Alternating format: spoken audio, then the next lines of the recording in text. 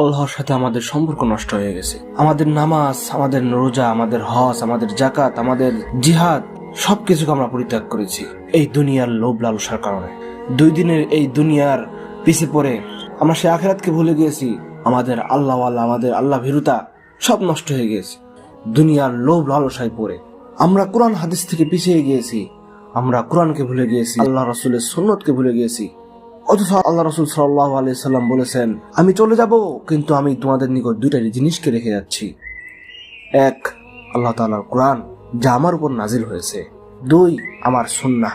যে ব্যক্তি এই 2টা জিনিসকে ধরে রাখতে পারবে সে কোনোদিন পথভ্রষ্ট হবে না। তো আমাদের নবী আমরা মুসলিম, আমাদেরকে এই 2টা জিনিস ধরে রাখতে বলেছে, এই 2টা জিনিস আঁকড়ে ধরতে বলেছে, কিন্তু আমরা সেই 2টা জিনিসকে আজ পরিত্যাগ করেছি। এই জন্য আমরা দুনিয়াতে লাঞ্ছিত, অপদস্থ, অপমানিত। সব জায়গায় আজ মুসলমানরা নিপীড়িত, মাজলুম, অপদস্থ, লাঞ্ছিত। হাজার হাজার মুসলমানকে শহীদ করা হচ্ছে।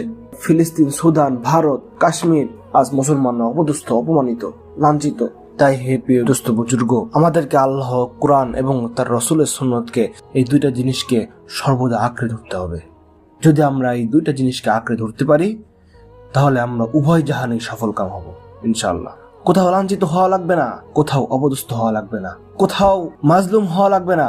আমরা এই পৃথিবী শাসন করব, আমরা এই পৃথিবী আবার পুনর্দমে শাসন করতে পারবো ইনশাআল্লাহ। আমরা এই পৃথিবীকে রাজত্ব দেব। কোনো বহিরাগত শক্তি, কোনো বিধর্মী শক্তি আমাদেরকে পরাজিত করতে পারবে না।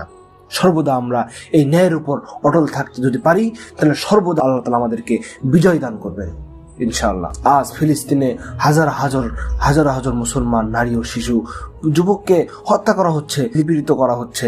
হাজার হাজার মজলুমদেরকে শহীদ করা হচ্ছে, নির্যাতন, নিপীড়িত করা হচ্ছে। অথচ আমরা মুসলমান হয়ে আমাদের কোনো মাথা ব্যথা নেই। নিজেকে নিজেই সময় দিতে পারছি না, নিজেকে নিয়েই ব্যস্ত। কিভাবে অপরকে সময় দেব, কিভাবে কাফেরদের বিরুদ্ধে যুদ্ধ করব, কিভাবে কাফেরদের বিরুদ্ধে জিহাদ করব, কিভাবে দেশকে নিয়ে ভাববো, কিভাবে মুসলমানদেরকে নিয়ে ভাববো। আজ আমাদের ইসলাম বহু দূরে চলে গেছে। আল্লাহ রাসূলের শেখানো পথ, আল্লাহ রাসূলের শেখানো দেওয়া ইসলাম আজ আমাদের ভিতর নাই। যদি থাকতো তাহলে অবশ্যই আমরা ইসলামকে নিয়ে চিন্তা করতাম, দুনিয়া ত্যাগ করতাম, ইসলামকে নিয়ে চিন্তা করলাম, মুসলমানদেরকে নিয়ে চিন্তা করতাম, কিভাবে ইসলাম হুকুমত প্রতিষ্ঠা করা যায় সেই বিষয় নিয়ে চিন্তা করতাম। কিন্তু সেই চিন্তা আমাদের মাথায় আজ নাই। উসমানীয় সাম্রাজ্য তাদের এই ভোগ বিলাসিতার কারণেই তারা ধ্বংস হয়ে গিয়েছে। এত বড় শক্তি ছিল উসমানীয় সাম্রাজ্য, যুগকে যুগ চলে আসছিল। কিন্তু যখনই তাদের ভিতর এই ভোগ বিলাসিতা চলে আসলো, দুনিয়াদারিতা চলে আসলো, তখন তারা ধ্বংস হয়ে গেল। কোরআন ও আল্লাহ রাসূলের সুন্নাহকে ছেড়ে দিল, তখন তারা ধ্বংস হয়ে গেল। এই জন্য বলি, হে প্রিয় দুস্থ বুজুর্গ, আল্লাহ রাসূলের দেওয়া 2টা জিনিসকে সর্বদা আঁকড়ে ধরতে হবে, কোরআন ও সুন্নাহকে। তাহলে আমরা উভয় জাহানে সফলকাম হব ইনশাআল্লাহ।